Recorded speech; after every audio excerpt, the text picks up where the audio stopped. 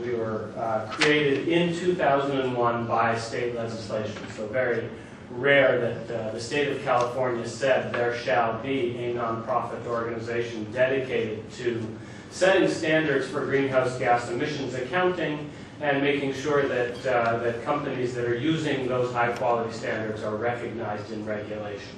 And this was done because the state of California had not yet, in 2001, adopted its climate change legislation and wanted to provide a venue for companies that were doing early actions in order to reduce their emissions and have those recognized.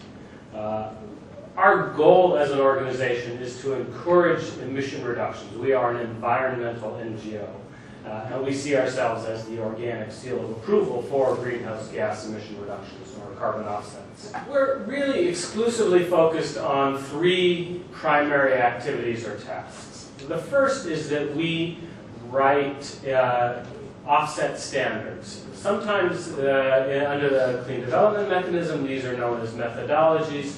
We take a somewhat different approach where we write standardized, performance-based protocols that cover a sector as a whole. And the distinction there is that once we've done that work, once we've analyzed a sector and said, here is how you generate an offset within that sector, the rules for certification are very clear. There's a bright line established that says this is an activity that does qualify for an offset, and here's how you quantify it. So things like the baseline, things like the calculation methodologies are all standardized to make it very simple to administer, and also very clear and transparent.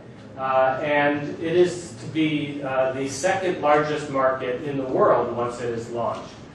California as a state is a large economy in and of itself. In fact, the 8th largest economy in the world if it were separated from the United States. A population of some 40 million people, so similar to the size of Canada as a state itself. The cap and trade program would cover 85% of the emission sources within California. So we're talking about a very broad cap and trade program, unlike, say, the RGGI program that only covers electrical generation. We're talking about the entire economy. So a very big program. As you can see, we're talking about some 600 industrial facilities that would be covered under the cap within California that are, in fact, directly regulated and that will be responsible at the end of the compliance periods for turning in allowances and offsets to demonstrate that they've met their obligations. At the end of the day, the total size of the reductions is something on the order of 300 million metric tons, 273 to be precise. So again, a very large market. Now, the Climate Action Reserve is in a unique position to play a strong role in the California regulatory program by a number of mechanisms. One is that we have written and promulgated some 11 offset standards or protocols.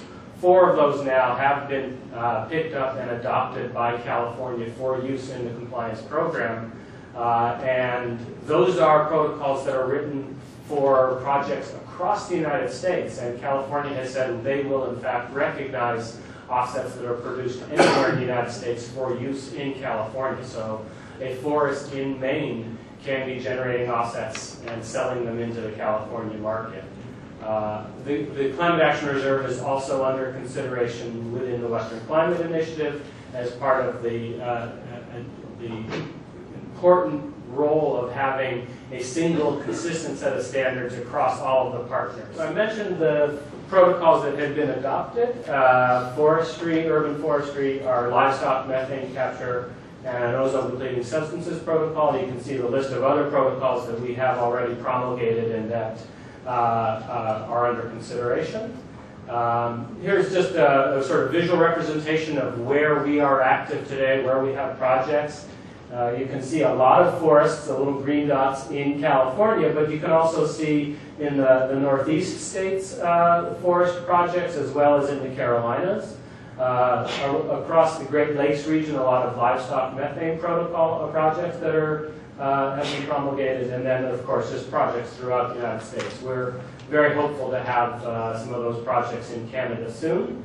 We're working on a set of agriculture protocols as well, which is something that's very interesting to the state of California, as well as international forestry in Mexico. So let me just finish with a quick discussion of the offset market today, because we have issued some 11 million tons of offsets already under our program. There are a great number of offsets that are being traded on the market today. This is a significant market within the United States, particularly within California. Prices have varied depending on the quality and expectations around the offsets themselves. Climate reserve tons, the credits that we issue, tend to trade at the highest prices.